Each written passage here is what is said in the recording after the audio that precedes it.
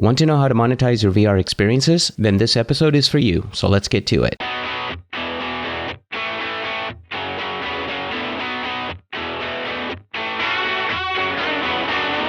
You are listening to the How to Create VR podcast, weekly conversations with VR and AR professional creators, designers, and producers. Hello and welcome to another episode of the How to Create VR podcast, where I speak with professional creators, designers, developers, and producers who work on VR, AR, and MR projects. I'm Marcelo Lewin, a VR evangelist and the creator of HowToCreateVR.com. My guest is Samual Huber, the founder of AddMix, a monetization platform for VR, AR, and games that has raised $2.4 million in funding. Today, Sam and I will be chatting all about how to make money as a creator with VR and AR. But before we get started, I want to remind you to register at HowToCreateVR.com. It's free, and registration gives you access to all of our content, including tutorials, podcast interviews, and more. Just visit HowToCreateVR.com and click on the Register for Free button. All right, Sam, welcome to the podcast. Thanks for having me. Glad to be here. We're all doing VR, and the big question is, when are we going to make money with this? So we're going to get into that today, right? Because that's your focus of your business. Yep, that's right. But before we do that, why don't you just tell us a little about yourself? Give us your background. How did you get to the point where you are today? Yeah, sure. So I started my career as an engineer, but always wanted to do my own thing, launch my own business. I was a very creative teenager, always, whether it's writing stories or building applications or drawings. So as an adult, the best way to do that was to create my own business. So in 2014, I ended up leaving my job, put together a small game studio. We had 7 people, and we're developing games for ourselves, our own IP, but also for clients like Unilever or Amazon, for example. And through this period of time, we had some successes, ended up selling one of our games. Also a lot of frustration, mostly around monetization and how to actually make money from the content that we created. And through that period, I was also paying attention to the new media. In 2015, I tried my first VR experience, and I was really blown away by the flexibility that would bring to creators, the ability to tell stories in a completely new way and really immerse the user within the experience. And as I was starting to do that and developing our first piece of IP in VR, I realized that a lot of the infrastructure, the tools that we used to rely on when we were building mobile, such as monetization or analytics or user acquisition, all of that was completely lacking for VR and AR as well. Pretty much we had to do everything from scratch. And therefore, kind of the idea grew in my mind, and eventually decided that this was the big opportunity, was to help the creators by building this infrastructure for them. And that's really what AddMix aims to do. Yeah, we're going to get into that. But you said you were an engineer. Were you a programmer? No, I was mostly a mechanical engineer. So I was programming. I was working in Formula One for Mercedes for 2 years. And I was writing a lot of code for the virtual engine, basically, which is mostly algorithms using MATLAB and physical type of programming. So I had a couple of years experience in that, which obviously helps me to understand a bit of the code, but I wouldn't classify myself as technical as far as, building VR and AR. Right. Now, you mentioned you actually created a VR experience. Can you tell us just a little bit about that? Yeah, we actually didn't really go very far with it, because as soon as we started building this, and this was basically a simple shop experience at the time for one of our retail clients, where we wanted to build, a shopping experience in VR. And as we started this, we very quickly realized that we're going to hit all kinds of challenges in terms of monetization, user acquisition. The user base was not big at this time. So very quickly pivoted towards creating my new company, which is AddMix. And what was that first VR experience you tried that blew your mind? Do you remember? Yeah, it was called Face Your Fears. I know it's not very original. No. Everyone knows it. Yep. It was actually on the Samsung Gear. So not even, high end, but just downloading it on the phone, putting the phone in the case, and then being transported on the top of this building, and then really looking the whole city from above, being able to move around. And I thought, wow, this is just going to completely change the game. I used to develop mobile games where really the screen is so small, right? We have this small real estate, this rectangle, and we have to cram all kind of UI within this little space. And then all of a sudden I had, 360 degrees all around, the ability to move, the depth that comes with VR. And I just thought, this is really going to change the way that we are telling stories. At the same time, it's also going to take time to adapt between these two completely different platforms. So I thought that was fascinating and that we were just scratching the surface. So why are you such a believer of VR and AR? If you look at what happened in the past, initially we had these massive mainframe computers, and then eventually we brought brought them within the home. Then eventually we put these computers in our pocket with the mobile. And then the next step is basically to strap them on our faces so that, it's always there and we don't really have to worry about it. It becomes really part of us. So I really see it not as a new device or a gimmick, but really as just a natural evolution of computing, which is why, we call it a new computing platform. And so this is why I think it's just a natural evolution of the way that we're going to consume content. We went from telling stories with words, then with pictures, then with videos.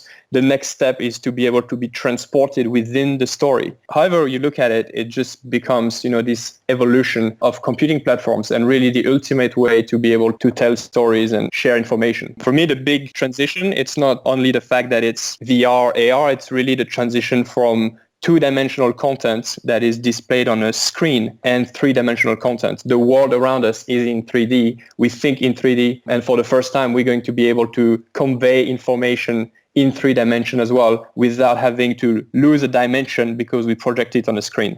So it's kind of just an evolution of where we should have been already. I agree with you 100%. It's funny that you say we think in 3D because whenever I do presentations on VR, I say that the interface of VR is the interface we were born into. Absolutely. The Z-axis. Yep. When we open a door, we grab the handle. We don't push a button that says open door. Right. And it's the same thing with VR. So 100% agreement with you. So tell us about AddMix. What is AddMix? Just give us a quick summary or overview of AddMix. Yeah, so AddMix aims to build that ecosystem of tools for creators to be able to scale killer applications, which is a very broad vision. And the first step to do that, we believe, is monetization. So it's giving the ability for the creators to capture value from their user base. As little as this user base may be, when a user is using your VR experience, you should be able to capture value from them, whether it's charging for the game. Of course, we know that paid content doesn't really scale. It's not the best way to get 1 million users in your application, for example. So there are other alternative business models that are going to become more and more popular, such as advertising, virtual goods, or in-app purchase. And so we are building the infrastructure to support that. The first step, we're focusing on advertising. It's the low-hanging fruit. So we have a SDK that can be integrated with Unity, and that enables the creators of virtual reality or AR, but also games and esports to create non-intrusive inventory. And what I mean by that is basically you can literally drag and drop a billboard in the street that you're building in VR, or a video playing on the screen, or even a 3D product directly on a table, like a can of Coke on a table or a car in the street. So you're able to place sponsored content within your experience. And this sponsored content is paid for by brands. And every time one of your users engages or sees this sponsored content, the creator makes money. So it's a way to sponsor your content, creating advertising, but in a way that doesn't interrupt or intrude on the experience. Because as we know, the last thing that you want to do is place a pre-roll video or an annoying banner at the bottom of the screen. That doesn't work in 3D, right? It works very well on a 2D screen, but we've seen that between the TV and the web, the mobile, advertising has evolved to match the platform. Now we're moving into 3D with VR and AR. Advertising needs to evolve as well. And we believe that the answer to that are the product placement that we are building. So a couple of questions come to mind about that. Number one is obviously today, the market is pretty small still. What's the incentive today for companies, let's say, not just with your system, but in general, to pay for advertisement? And the other thing that comes to mind also is the Ready Player One Oasis, where they're talking about, being blasted with ads everywhere. Mm-hmm. So have you thought about the market size and also about the user reaction to having ads in virtual reality? And what's your take on those? For the first question, obviously we're building this infrastructure for the future. It's not going to take that long to have a decent amount of users using VR and AR. We already have close to 10 million monthly users if you include mobile VR as well. And for the brand, it's just a new audience. More and more we're consuming 3D content, whether it is already within a headset or it's esport or games. And as I said before, the big transition is the 2D to 3D.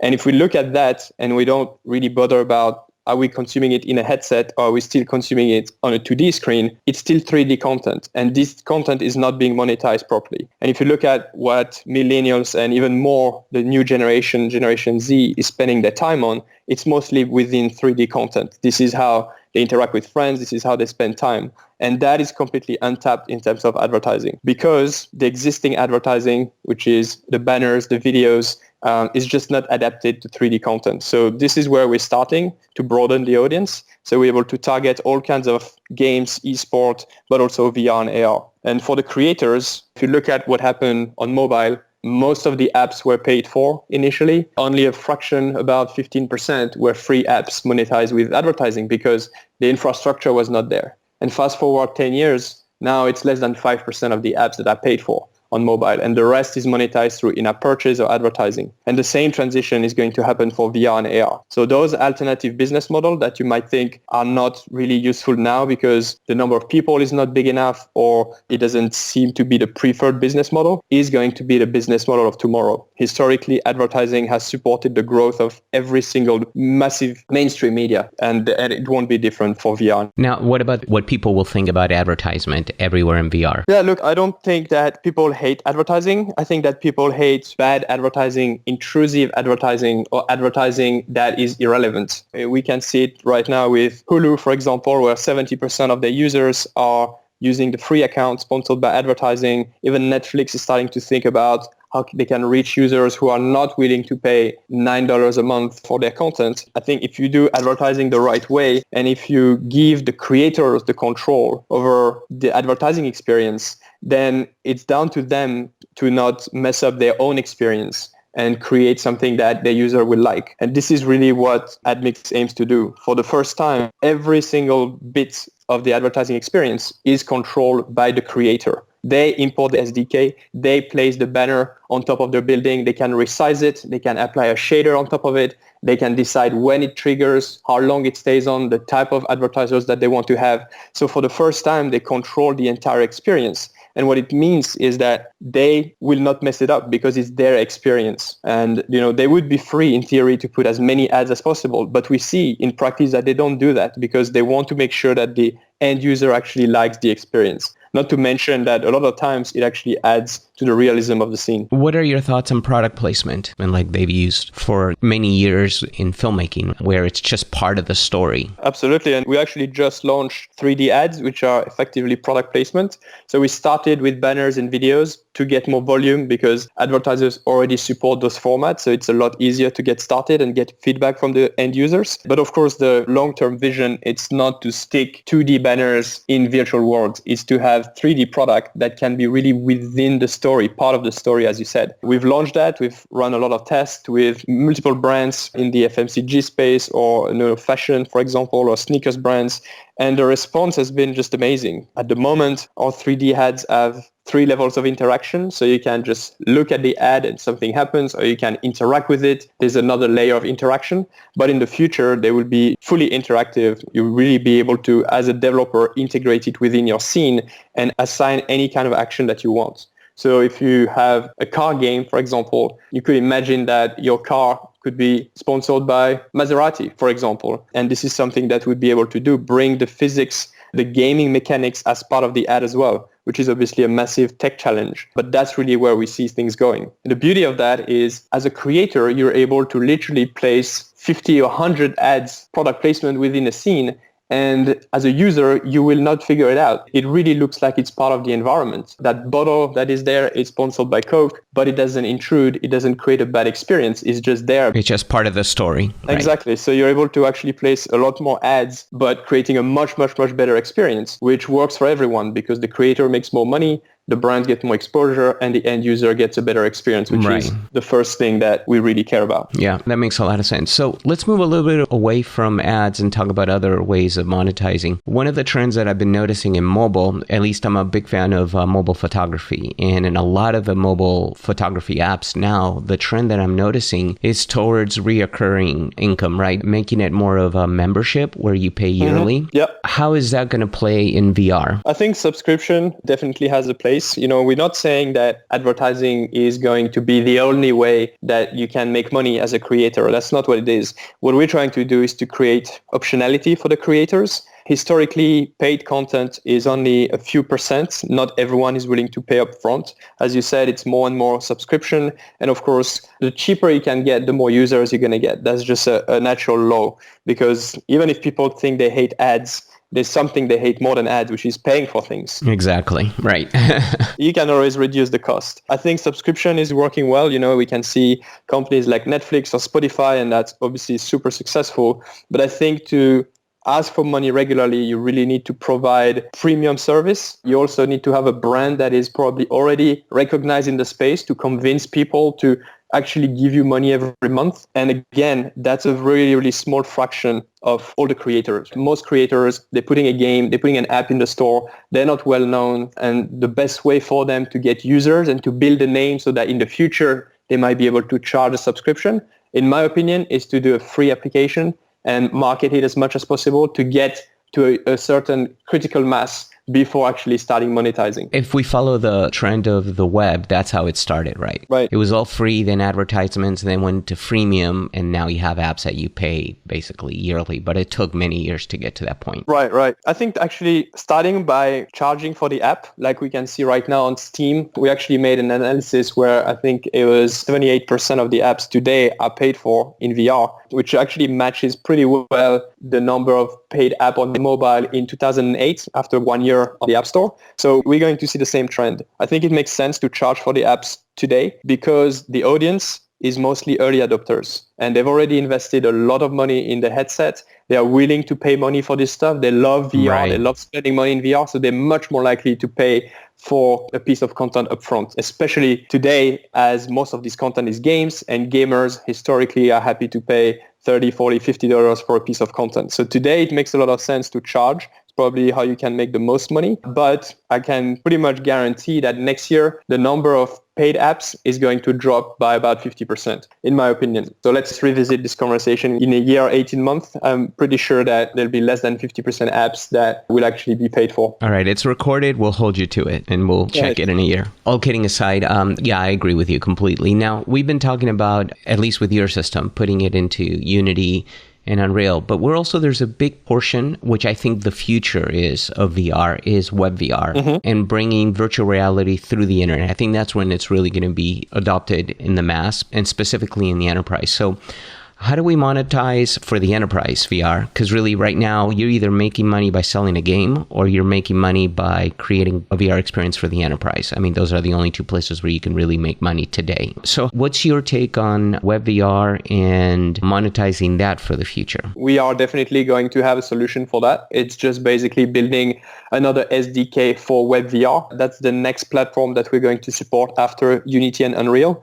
Until a few months ago, we had very little amount of requests for it, so we didn't prioritize it. And lately, I have to say that we had maybe half a dozen requests from fairly big content creators in WebVR to actually have a solution for them. So this is something that probably early next year we are going to start implementing. I think having the same quality of experience on the web, we're still pretty far away from it. I know that there is a very strong community that feels very strongly about the potential of delivering VR on the browser. From my experience, it's a bit like the fight between HTML5 and native apps 5-6 years ago, even before that. The argument was that people don't want to download apps anymore. I think that the native experience will always be better. So for premium content, I don't think that we'll ever go outside of the stores, especially that now we have Oculus that controls the hardware and the store as well. So it makes it really hard to kind of bypass it and distribute it separately. But for more maybe casual experiences or a bit less premium, when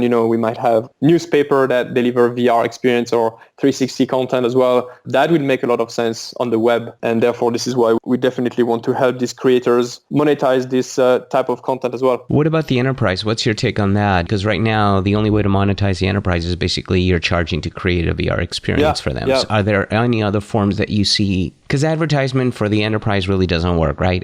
Companies don't want to see ads. What's your take on that? We've been really focused on the consumer apps. That's where all of our efforts actually are focused on. I think for the enterprise, the business models that you mentioned before, whether it's someone charging a fee to build the app or subscription, what is going to be used the most widely? What about social VR? Where do you see that? So social VR is really interesting. We're starting to have more and more apps that are joining our platform. We had built kind of a proof of concept for high fidelity about a year ago, and now we're working with other platforms like Somnium Space. I think these are the apps that are bringing the most potential for several reasons. One main reason is because there will be a lot of people in the same space. So whether you place advertising, it's going to be seen by, more than one player at a time, but everyone at the same time. But also people go there to interact with each other rather than follow a narrative or play a game. And so when you talk about in-app purchase or virtual goods, that's really where I see, most of the opportunity in social VR, because people will be able to collect objects, trade it with each other, maybe sell it, or even buy real products. And this is where, the 3D ads that we've developed become so interesting, because it actually blends advertising within virtual goods, because the product is in 3D. You can, look at it, interact with it. That's kind of the advertising model, which is pay-per-view, pay-per-action. But you could also buy it. It's there. It's a 3D product. And that becomes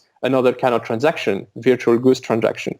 And then you could interact it, exchange it with other people. So with one single unit, you'll be able to tap into multiple business models. And I think that's really where this is going to grow. Now, this question is mainly for my listeners that are filmmakers and they're using 360 to create 360 films or 360 experiences. How can they monetize that? Obviously, you can't place you could place, depending on the tool, you could place interactive ads, but beyond ads, because it is more of a narrative experience versus an interactive gaming experience. What's your take on, number one, charging to watch? I mean, are people willing to pay for 360 films? And number two, what other ways can they monetize? Early on, we had, especially in 2017, 2016, obviously 360 video was really, I would say, on par with what you could do with, the game engines in terms of popularity, because they can be distributed a lot more easily. Personally, I've never been too excited about it. For me, it's a new type of video more than VR. You can do cool experiences for sure, but it's just so different, right? Like you said, there's no real depth. So you can't really integrate elements within it. To monetize it, you kind of have to look more into how you monetize videos in the first place. So you could do, pre-roll 360. So before your film, you have another 360 sponsored content. That is great. You can put hotspot in your video where the user can access more information that is also sponsored. Personally, I think that really breaks the immersion and not really, really native. And we have seen platforms that are trying to charge subscription to see 360 films. From my experience, 360 non-stereoscopic is just not a great experience, in my opinion. It just doesn't look natural. It really feels like you've been planted somewhere and looking around, but there's no depth to it. And sometimes the stitching is just not perfect. It's generally blurry. I just don't see that as evolving as quickly. Now, if we do stereoscopic videos, a bit like NextVR was to do for the NFL, for example, that was truly awesome. And I think that's really what the future is. So I think the capture needs to evolve so that it really makes you feel like you're within the environment. And if it's content that is really interesting, like live sport, for example, or things that people are already willing to pay for or passionate about, then I think it makes a lot of sense to charge subscription for it. But if it's just content where in the middle of the jungle and you can just look around you, and it's just not something that people would watch on a flat video. So the 360 is not that much of an upgrade to justify the cost, in my opinion. I got to tell you, watching the World Cup live, which I did in the last World Cup on 180, it was 180 actually. That was very cool. Actually, 180 is probably better than 360. A lot of experiences don't need to look 180 degree behind you, right? It just doesn't make sense. So having 180, I think it is great. Like VR does that as well. I don't know if it's exactly 180, but you can only look at the pitch from above. I think that's truly awesome. And it makes up for a much better quality, much easier setup as well, because you don't have to hide the cameras and all this kind of stuff. Right. So I would recommend to start with that. Any other monetization model that you see coming up in VR or AR beyond ads and everything else we spoke about that you think there's going to be a trend towards? Yeah, there's one, virtual land ownership. I know it's very early on. There's a cool platform that we work with that is pioneering that, where you can literally build on top of virtual land that you buy.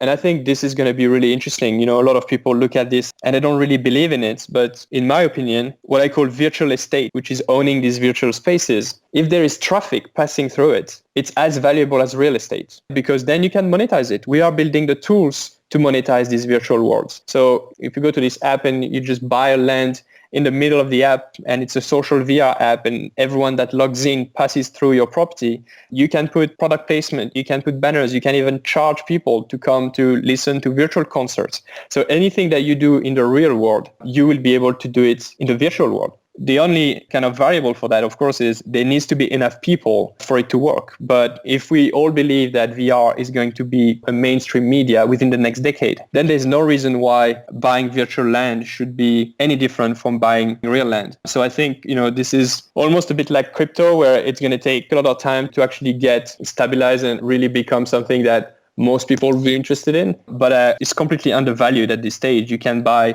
parcels for a couple bucks. I think an investment that should be made just in case it actually works out. It could become very, very valuable. If you end up backing an app that ends up becoming the next Facebook in VR, and you have a couple million users passing through your property looking at your stuff in a virtual world, that could just be massively valuable. That's very interesting. And I do believe the same as you, that in 10 years from now, everybody's going to be living in between reality and virtual reality, just like people live in reality in their mobile phones. Because if you think about it, a lot of people disappear into their mobile phones throughout the entire day. Right. And I think that's really going to happen with VR, especially as our HMDs become smaller, lighter, more socially accepted. Yeah, absolutely. Every time a new media comes in, it doesn't replace the previous one, right? We always say like, oh, TV is dying. It's not really. It's still there. Right. People still use it. It's just not the ultimate way to consume content. And basically right now, the ultimate way to consume content is the smartphone. That's where we spend most of our time on.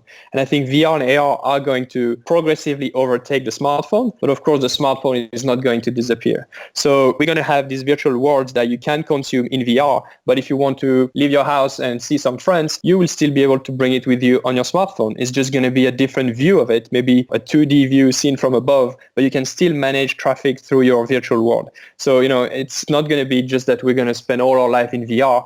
It's just going to be different ways to interact with it. And I think this kind of cross-device experience makes it really interesting. Yep, agreed. Now, for the last question, I'm going to give you full control and power of virtual reality. What do you change today? That's a good question. I think the idea is, of course, use it for good. I love everything that is being done around education, for example, and how we can bring kids that don't have access to education to good teachers. I think the fact that, again, this transition from 2D to 3D, the fact that we are trying to teach teenagers about things, it's sometimes hard to conceptualize. The ability to view it would be amazing. So I think, building something along those lines would be really useful. Always giving the power to the creators. So if I could do anything, would be to kind of speed up the process and be able to build more tools for the creators, because they are the ones that are going to really build this revolution and enable us to consume all this content. Yep. The creators are always the future of all media. For sure. Definitely. For sure. Anything that we can do to help them out, that's really the core of my passion. All right. Well, Sam, unfortunately, we're out of time, but this was a lot of fun, man. I appreciate you being here. Yeah. Thank you for having me. If people want to get a hold of you, do you want to give email, Twitter, URL, whatever you like? Sure. Yeah. So you can follow me on Twitter at Sam Huber. I recommend you to check out our community as well, which I haven't talked much about, but we are providing a lot of value for creators, all for free. If you want tips around how to market VR, how to acquire users, how to monetize it, of course,